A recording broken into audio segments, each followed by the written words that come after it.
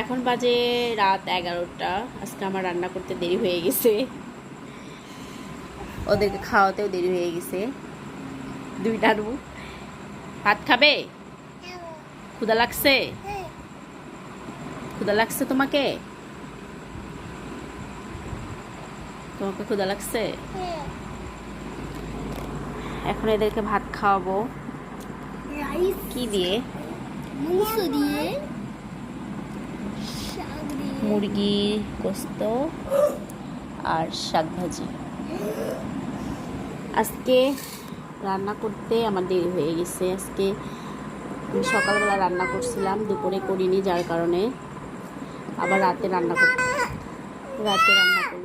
কি ও, তুমি ফোন দেখবা? আচ্ছা ঠিক আছে, আর একবার ভাত নাও,